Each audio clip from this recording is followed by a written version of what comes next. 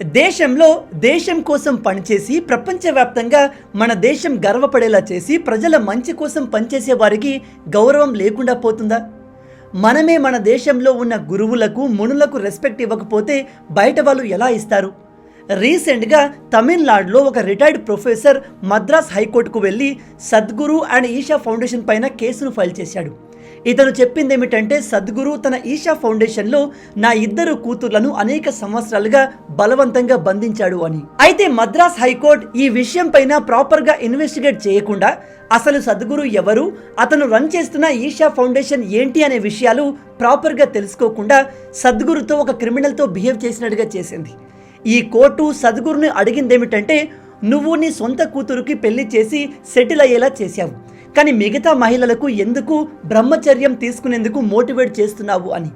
కేవలం అంతేకాదు, సద్గురు ఏదో తప్పు చేసినట్టు, ఈషా ఫౌండేషన్లో ఏదో ఇల్లీగల్ యాక్టివిటీస్ జరుగుతున్నట్టు ఎటువంటి ఎవిడెన్స్ లేకుండానే ఈ మద్రాస్ హైకోర్టు పోలీసులకు వెళ్ళండి, ఈషా ఫౌండేషన్కి వెళ్ళి ఆ ప్రాంతం మొత్తాన్ని సెర్చ్ చేయండి అండ్ సద్గురు పైన ఈషా ఫౌండేషన్ పైన పాతలో ఉన్న కేసులన్నింటినీ ఓపెన్ చేయమని ఆర్డర్ చేసింది.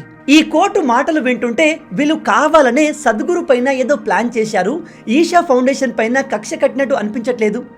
ఇలా ఎందుకు చెప్తున్నానంటే, ఒక వ్యక్తి కోర్టుకు వెళ్ళి ఒక ఆశ్రమం పైన ఒక వ్యక్తి పైన కేసు వేశాడు.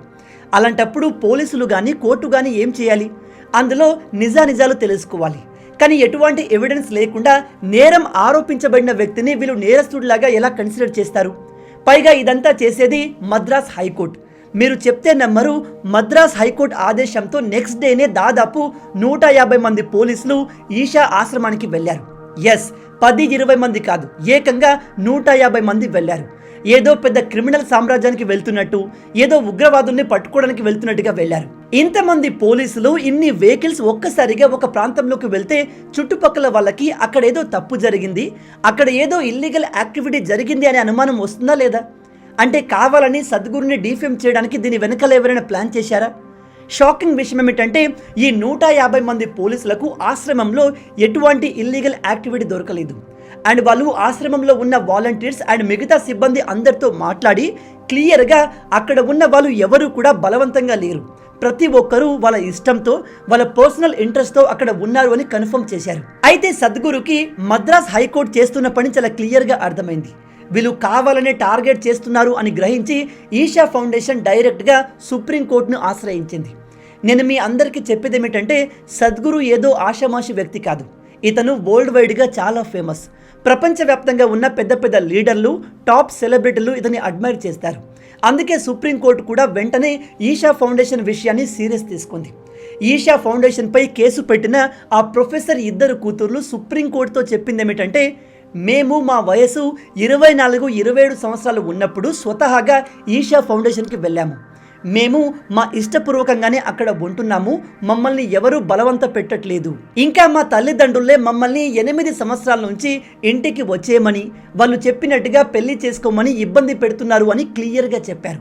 ఇక్కడ విషయం ఏమిటంటే, వీళ్ళేం చిన్నపిల్లలు కాదు, ఇప్పుడు వీళ్ళ వయసు 42 and 39. Regarding the allegation that our parents have given that we are staying here against our wishes and we've been forced to stay here, I would like to clarify that I'm here out of my own wish and my interest. Supreme court ఈ అమ్మాయిల మాటలు విన్న వెంటనే ఈ కేసుని తమ ఆధీనంలోకి తీసుకుంది అండ్ తమిళనాడు పోలీసులకు డైరెక్ట్ వార్నింగ్ ఇచ్చింది. ఇకపై నుంచి మీరు కేసు విషయంలో ప్రతిదీ మద్రాస్ హైకోర్టుకు కాదు, సుప్రీంకోర్టుకు ఇన్ఫార్మ్ చేయాలి. ఈ కేసు విషయంలో ఏ ప్రోగ్రెస్ జరిగినా మీరు డైరెక్ట్గా సుప్రీంకోర్టుకే ఇన్ఫార్మ్ చేయాలని ఆర్డర్ చేసింది. అలాగే మద్రాస్ హైకోర్టుకు అనవసరంగా ఈషా ఫౌండేషన్ విషయంలో ఇంటర్ఫియర్ కాకూడదు అని క్లియర్గా చెప్పింది. అలాగే ఒక ఆశ్రమంలోకి డైరెక్ట్గా 100 మంది పోలీసులను పంపడం కరెక్ట్ కాదు అని మద్రాస్ హైకోర్టుకు చురకలు వేసింది. అయితే ఈ తమిళనాడు గవర్నమెంట్ కానీ మద్రాస్ హైకోర్టు కానీ సద్గురుని ఎందుకు టార్గెట్ చేస్తుంది? అండ్ వేరే కమ్యూనిటీ వాళ్ళు, హిందూయిజం అన్న సద్గురు అన్న ఇష్టం లేని వాళ్ళు ఆన్లైన్లో సద్గురుని కంటిన్యూగా క్రిటిసైజ్ చేస్తున్నారు, అనవసరమైన ఆరోపణలు అతనిపైన వేస్తున్నారు. చాలామంది చెప్పేది ఏమిటంటే, సద్గురు తన సొంత కూతురుకు పెళ్లి చేసి సెటిల్ అయ్యేలా చేశాడు, కానీ అతని ఆశ్రమంలో వచ్చిన ఇతర మహిళల్ని బ్రహ్మచర్యం తీసుకోవాల్సిందిగా మోటివేట్ చేస్తున్నారు అని. కానీ గైస్, ఇది కంప్లీట్గా అబద్ధం. ఈషా ఫౌండేషన్లో ప్రతి సంవత్సరం 100 పెళ్లిళ్ళు జరుగుతాయి. అయితే సద్గురుని, ఈషా ఫౌండేషన్ని టార్గెట్ చేస్తుంది ఎవరు? ఈ తమిళనాడు గవర్నమెంట్ సద్గురుకి అగెన్స్ట్గా ఎందుకు ఉందనే విషయాన్ని మనం ఈ వీడియోలో డీటెయిల్గా తెలుసుకుందాం. ఈ వీడియో చాలా ఇంపార్టెంట్, ఎస్పెషల్లీ హిందువులకు అండ్ సద్గురుని ఫాలో అయ్యే వాళ్ళకి. మీరు చాలా కొత్త విషయాలు తెలుసుకుంటారు. కానీ వీడియోలోకి వెళ్లే ముందు మీ అందరికీ ఒక చిన్న ప్రకటన. మనం ఎప్పుడూ మంచి అవకాశాల కోసం చూస్తూ ఉంటాం. అది ఉద్యోగంలో కావచ్చు, మంచి లైఫ్ పార్ట్నర్ని పొందడంలో కావచ్చు, ఈవెన్ మంచి ప్రాపర్టీని కొనుక్కోవడంలో కావచ్చు. ఒక ప్రాపర్టీని అమ్మడం కొనడం గురించి మాట్లాడితే ఈ కాలంలో రియల్ ఎస్టేట్ అనేది కంప్లీట్ అన్ప్రెడిక్టబుల్గా మారింది. రియల్ ఎస్టేట్లో పరిస్థితులు ఎప్పుడు ఎలా ఉంటాయనే విషయం పైన అవగాహన తెచ్చుకోవడం చాలా కష్టం. దాన్ని మాస్టర్ చేయడం కూడా అంత ఈజీ కాదు. ఇలా ఎందుకు చెప్తున్నానంటే, రీసెంట్గా నాకు తెలిసిన ఒక ఫ్రెండ్ తన అపార్ట్మెంట్ని గత 3 నెలల నుంచి అమ్మాలని చూస్తున్నాడు. కానీ తనకు రైట్ కస్టమర్స్ దొరకట్లేదు. తన అపార్ట్మెంట్ చాలా పర్ఫెక్ట్గా, ఎటువంటి డ్యామేజెస్, డిఫెక్ట్స్ లేకుండా ఉంటుంది. కానీ ఇతను ఎక్కువ మందిని రీచ్ కాలేకపోతున్నాడు. అప్పుడు నాకు ఈ housing.com గురించి తెలిసింది. ఇందులో మన ప్రాపర్టీని చాలా ఈజీగా లిస్ట్ చేయవచ్చు, అది కూడా ఫ్రీగా.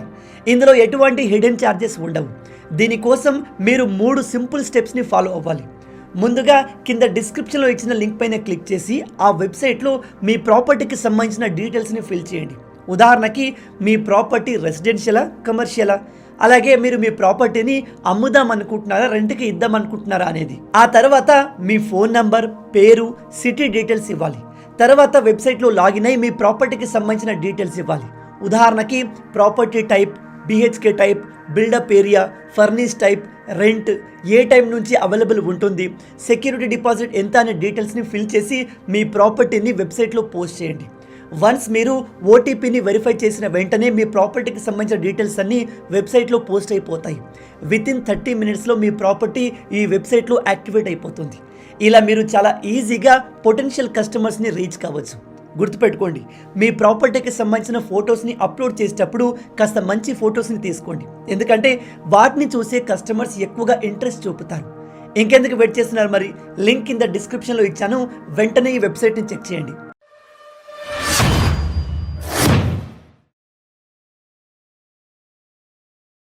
సోషల్ మీడియాలో బయట హిందువులంటే పడని వారు, వేరే కమ్యూనిటీకి చెందిన వాళ్ళు సద్గురుని కంటిన్యూగా టార్గెట్ చేస్తూ ఉన్నారు. ఇది ఇప్పుడు స్టార్ట్ అయింది కాదు, ఎప్పటి నుంచో వీళ్లకు సద్గురు అంటే అస్సలు నచ్చదు. ఎందుకో తెలుసా? ఎందుకంటే సద్గురు కారణంగా సనాతన ధర్మం స్ప్రెడ్ అవుతుంది. సద్గురు కారణంగా హిందూ దేవతల గురించి, హిందూ సాంప్రదాయాల గురించి ప్రపంచం మొత్తానికి తెలుస్తుంది.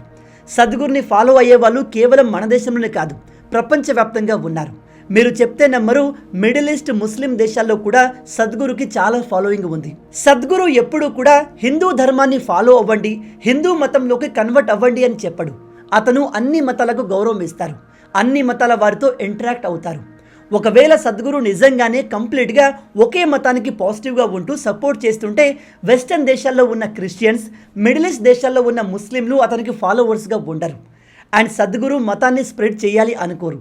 కేవలం సనాతన ధర్మంలో ఉన్న మంచి విషయాలు, సనాతన ధర్మంలో ఉన్న మానవ జీవనానికి ఉపయోగపడే అనేక పద్ధతుల్ని అన్ని దేశాలకు తెలిసేలా చేస్తున్నారు. ఇక ఈషా ఫౌండేషన్ విషయానికి వస్తే, ఈషా ఫౌండేషన్కి ఎవరైనా వెళ్ళవచ్చు. ఆ మతం వారు, ఈ మతం వారు, ఆ కులం వారు, ఈ కులం వారు అని ఎటువంటి భేదాలు ఉండవు. ఎవరైనా సరే ఈ ఆశ్రమానికి వెళ్ళొచ్చు. ఎవరైనా ఈ ఆశ్రమంలో వాలంటరీగా మారవచ్చు. మీరు ఈ ఆశ్రమానికి వెళ్తే అక్కడ ఉన్న ప్రతి ఒక్కరూ తమ ఇష్టంతో వచ్చిన వాళ్ళు, తమ జీవితాన్ని మార్చుకోవడానికి వచ్చిన వాళ్ళే ఉంటారు. ఇక మద్రాస్ హైకోర్టులో ఫైల్ అయిన కేసు విషయానికి వస్తే, చాలామంది సద్గురును అక్యూజ్ చేసేది ఏమిటంటే, నువ్వు నీ సొంత కూతురికి పెళ్లి చేసి ఆమెను సెటిల్ చేశావు, కానీ మిగతా మహిళల్ని బ్రహ్మచర్యం తీసుకోమని ఎందుకు మోటివేట్ చేస్తున్నావు అని. కానీ ఇందులో ఎటువంటి వాస్తవం లేదు. నిజానికి ఈషా ఫౌండేషన్కి ప్రతి సంవత్సరం బ్రహ్మచర్యం తీసుకోవడానికి 1000 మంది నుంచి రిక్వెస్ట్లు వస్తాయి. కానీ అందులో నుంచి కేవలం 5-10 మందిని మాత్రమే ఈషా ఫౌండేషన్ యాక్సెప్ట్ చేస్తుంది. అది కూడా వాళ్ళ బ్యాక్గ్రౌండ్, వాళ్ళ డీటెయిల్స్ తెలుసుకొని. ఈ కాంట్రవర్సీ ఇప్పుడు స్టార్ట్ అయింది. కానీ సద్గురు ఎప్పటి నుంచో చెప్తున్నారు, మేము ప్రతి ఒక్కరిని బ్రహ్మచర్యం తీసుకోమని మోటివేట్ చేయము అండ్ అందరినీ మా బ్రహ్మచర్యం ప్రోగ్రాంలోకి తీసుకోము అని. Every year, hundreds of applications for brahmacharya comes. We just choose 8-10 people out of that, looking at various qualities. and various possibilities. ఇంకో షాకింగ్ విషయం ఏమిటంటే ప్రతి సంవత్సరం వేల అప్లికేషన్స్ వచ్చినా కూడా ఇప్పటి వరకు ప్రపంచవ్యాప్తంగా ఉన్న ఈషా ఫౌండేషన్స్ అన్నిట్లో కలిపి 200 నుంచి 300 మంది మాత్రమే బ్రహ్మచర్యం తీసుకున్న వాళ్ళు ఉన్నారంట. అండ్ ఇంకో ఇంట్రెస్టింగ్ విషయం ఏమిటంటే ప్రతి సంవత్సరం ఈషా ఫౌండేషన్లో ఉన్న లింగ భైరవి మందిరంలో 100 పెళ్లిళ్ళు జరుగుతాయి. అంటే ఈ మద్రాస్ హైకోర్టు ఈషా ఫౌండేషన్పై వేసిన అలిగేషన్లో ఎటువంటి నిజం లేదు. ఈషా ఫౌండేషన్లో ఉన్న అమ్మాయిలను బ్రహ్మచర్యం తీసుకోమని మోటివేట్ చేయరు. పైగా కొంతమంది అమ్మాయిలు బ్రహ్మచర్యం కోసం వస్తేనే మీరు బ్రహ్మచర్యానికి అర్హులు కాదు అని చెప్పి వాళ్ళ రిక్వెస్ట్ని రిజెక్ట్ చేస్తారు. ఒక అమ్మాయి పేరెంట్స్ చెప్పేది ఏమిటంటే మా అమ్మాయి ఈషా ఫౌండేషన్కి వెళ్ళి బ్రహ్మచర్యం తీసుకోవాలని డిసైడ్ అయ్యింది. కానీ ఈషా ఫౌండేషన్లో ఉన్న వాలంటీర్లు అలాగే సద్గురు గారు మమ్మల్ని అప్రోచ్ అయ్యి మీ అమ్మాయి బ్రహ్మచర్యం తీసుకోవాలని చెప్తుంది, కానీ ఆమె బ్రహ్మచర్యానికి సూట్ కాదు కాబట్టి మీరు ఆమెకు పెళ్లి చేయండి అని సద్గురే ఆ పేరెంట్స్కి చెప్పాడు. பொண்ணு சொல்றாங்க விஜயகுமார், நான் சன்னியாசம் வாங்கிக்கிறேன்னு சொல்றாங்க. அவர் சொன்ன வார்த்தை அப்படியே சொல்றேன். உங்க பொண்ணு சன்னியாசம் வாங்கன்னு சொல்லிட்டு இருக்கிறாங்க, ஆனா அவங்களுக்கு சன்னியாசம் சரிப்பட்டு வராது, அவளுக்கு நம்ம కళ్యాణం பண்ணி வச்சிடலாம். ఇక్కడ నా క్వశ్చన్ ఏమిటంటే ఒకవేళ ఈషా ఫౌండేషన్లో నిజంగా మహిళల్ని ఎస్పెషల్లీ అమ్మాయిలను బ్రహ్మచర్యం తీసుకోవాల్సిందిగా మోటివేట్ చేస్తే ఇప్పటికే ఆ ఆశ్రమంలో వేలలో మహిళా బ్రహ్మచారులు ఉండాలి. ఎందుకంటే ఈషా ఫౌండేషన్కి బ్రాంచెస్ ప్రపంచవ్యాప్తంగా అన్ని దేశాల్లో ఉన్నాయి. కానీ అంతమంది అక్కడ ఉన్నారా? లేరు. ఇంకో మహిళా పేరెంట్ చెప్పేది ఏమిటంటే నా 25 సంవత్సరాల అమ్మాయిని నేను ఈషా ఫౌండేషన్లో మెడిటేషన్ కోసమని పంపాను. తను ఈషా ఫౌండేషన్లో చాలా రోజులు ఉంది. అయినా కూడా ఆమెను ఆ ఆశ్రమంలో ఉన్న ఏ వాలంటీర్ కానీ సద్గురు కానీ ఎప్పుడు కూడా బ్రహ్మచర్యం తీసుకోవాల్సిందిగా మోటివేట్ చేయలేదు, సలహా కూడా ఇవ్వలేదు. పైగా మా అమ్మాయి ఈషా ఫౌండేషన్ నుంచి తిరిగి వచ్చాక ఆమె లైఫ్ కంప్లీట్గా మారిపోయింది. ఆమె ఇంతకు ముందులా లేదు. ఇప్పుడు తను తన లైఫ్ని ఎంతో పీస్ఫుల్గా హ్యాపీగా గడుపుతుంది అని చెప్పారు. ఇది వాస్తవం కూడా. ఈషా ఫౌండేషన్లోకి చాలామంది ఎమోషనల్గా గాయపడిన వారు, స్ట్రెస్, డిప్రెషన్లో ఉన్నవారు వెళ్తారు. అక్కడికి వెళ్ళి వాళ్ళు లైఫ్లో చాలా విషయాలపైన క్లారిటీ తెచ్చుకుని తిరిగి వస్తారు. హ్యాపీగా ఎలా జీవించాలి, లైఫ్ని సక్సెస్ఫుల్గా ఎలా లీడ్ చేయాలి, జీవితంలో ఏ విషయాలపైన ఫోకస్ చేయాలి, వేటిని అవాయిడ్ చేయాలి, ఇలా మన జీవితానికి ఉపయోగపడే అనేక విషయాలు మనం ఈషా సెంటర్లో నేర్చుకోవచ్చు. అలా నేర్చుకున్న వాళ్ళు లక్షల మంది ఉన్నారు. ఈ ట్వీట్లో కూడా మీరు చూడవచ్చు, సద్గురుకి అగెన్స్ట్గా ఇలాంటివి చేసే వాళ్ళు వేరే కమ్యూనిటీకి చెందిన వాళ్ళే ఉంటారు. వీళ్లకు ఈషా ఫౌండేషన్లో ఏం జరుగుతుంది, అది రైటా రాంగ్ అనేది అవసరం లేదు. హిందూ ధర్మానికి, సనాతన ధర్మానికి ఎవరైతే సపోర్ట్ చేస్తారో వాళ్ళను టార్గెట్ చేయడం మాత్రమే వీళ్ళ ఎజెండా. ఈషా ఫౌండేషన్లో వేల మంది ఉంటారు. వేల మంది ప్రతిరోజు వస్తూ పోతూ ఉంటారు. ఎక్కడ కూడా ఎటువంటి ప్రాబ్లం లేదు. ఈషా ఫౌండేషన్లో ఇల్లీగల్ యాక్టివిటీ జరుగుతున్నట్టుగా ఎక్కడ ఎవిడెన్స్ లేదు. కానీ ఎవరో పేరెంట్స్ ముందుకు వచ్చి వాళ్ళ పిల్లల గురించి కంప్లైంట్ చేయగానే ఎప్పటి నుంచో సద్గురుని అటాక్ చేయాలి అని అవకాశం కోసం చూస్తున్న లెఫ్ట్ లిబరల్స్ ఒక్కసారిగా అతనిపైన అటాక్ చేయడం మొదలుపెట్టారు. ఇక సద్గురుపై మద్రాస్ హైకోర్టులో కేసు వేసిన పేరెంట్స్ విషయానికి వస్తే వాళ్లకు నిజంగానే బాధ అనిపించి ఉండవచ్చు. వాళ్ళకు ఉన్న 2 కూతుర్లు ఆశ్రమానికి వెళ్ళి అక్కడే సన్యాసం తీసుకొని ఉండిపోతాము అంటే ఎవరికైనా బాధే అనిపిస్తుంది. కానీ వీళ్ళ సొంత కూతుర్లే ముందుకు వచ్చి మమ్మల్ని సన్యాసం తీసుకోమని ఎవరు బలవంత పెట్టలేదు. మేమే మా ఇష్టపూర్వకంగా ఈ సన్యాసాన్ని తీసుకున్నాము.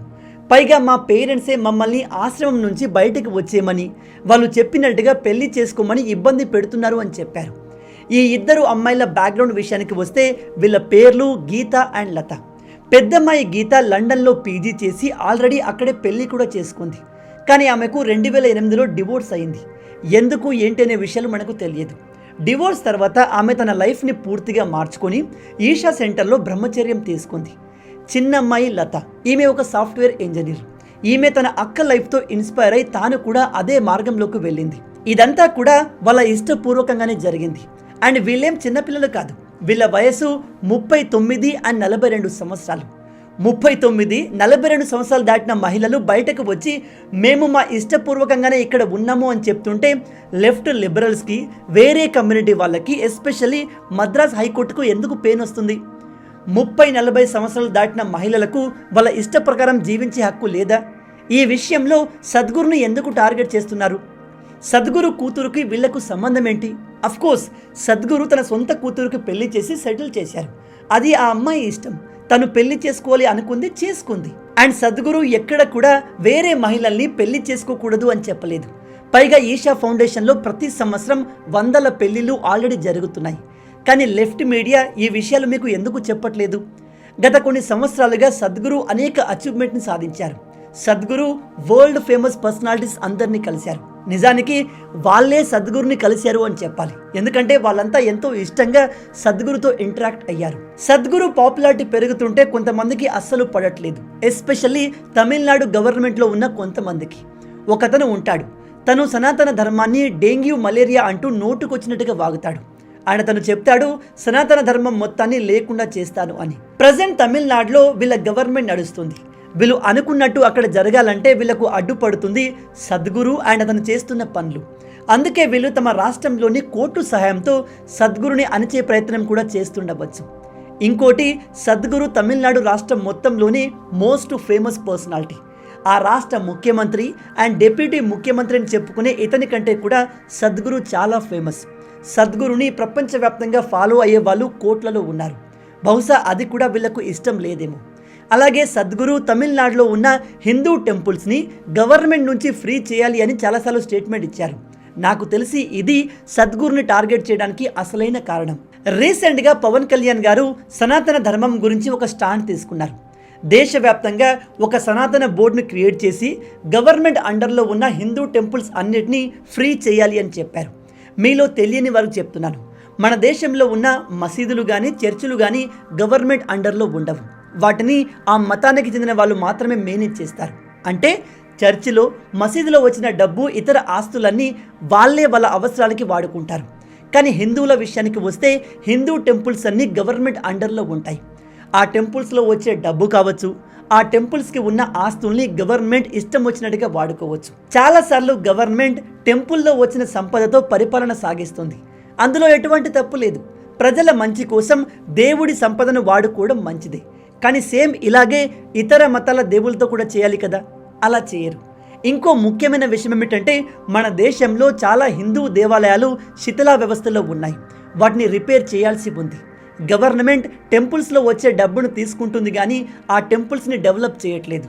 అండ్ దేవాలయాల్లో పూజలు చేసే పూజారులకు సరైన జీతాలు కూడా ఉండవు. అందుకే సద్గురు గారు తమిళనాడు గవర్నమెంట్ అండర్లో ఉన్న హిందూ టెంపుల్స్ని ఫ్రీ చేయాలి అని ఎప్పటి నుంచో చెప్తున్నారు. అందుకే ఆ గవర్నమెంట్కి చెందిన చాలా మంది లీడర్స్కి సద్గురు అంటే అస్సలు పడదు. సద్గురు పైన అడ్డగోలు అభియోగాలు వేస్తూ ఉంటారు. సనాతన ధర్మాన్ని డెంగ్యూ మలేరియా అని చెప్పే వీళ్ళ గవర్నమెంట్ కింద దాదాపు 36,425 టెంపుల్స్, 56 మఠాలు, 189 ట్రస్టులు ఉన్నాయి. అసలు సనాతన ధర్మమే లేకుండా చేస్తా అనే వాళ్ళ అండర్లో ఈ సనాతన ధర్మానికి చెందిన టెంపుల్స్ ఉండాల్సిన అవసరం ఉందా?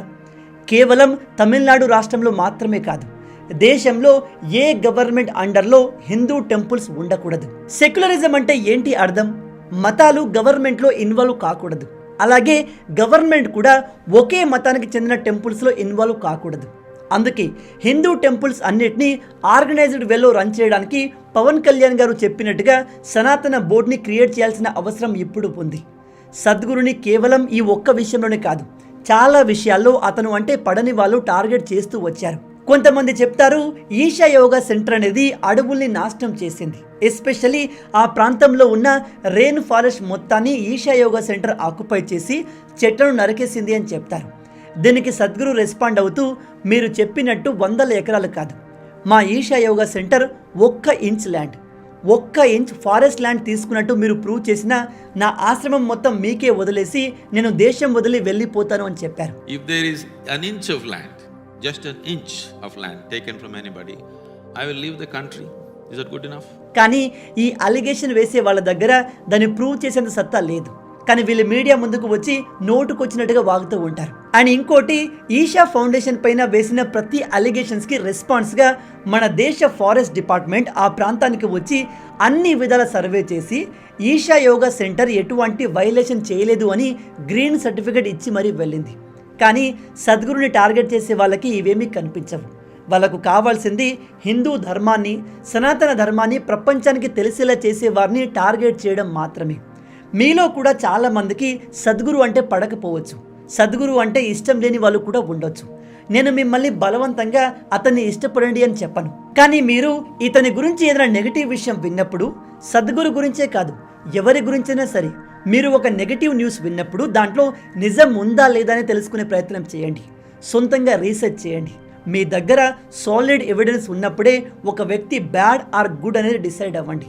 అంతేకాని దూరం నుంచి చూసి వీళ్ళంతా ఇతను బ్యాడ్ అని చెప్తున్నారు కాబట్టి మనం కూడా అలాగే డిసైడ్ అయితే మనకు గొర్రెలకు ఎటువంటి తేడా ఉండదు. సో గైస్, మొత్తంగా ఇవి సద్గురుపై రీసెంట్గా వచ్చిన అలిగేషన్స్, అందులోని నిజానిజాలకు సంబంధించిన పూర్తి విషయాలు. ఈ వీడియో మొత్తం చూశాక మీరేమనుకుంటున్నారు? సద్గురు నిజంగా తప్పు చేశారా? మీలో ఎంతమంది ఇప్పటి వరకు ఈషా యోగా సెంటర్ని విజిట్ చేశారు? అక్కడ మీ ఎక్స్పీరియన్స్ ఎలా ఉండింది కింద కామెంట్లో చెప్పండి.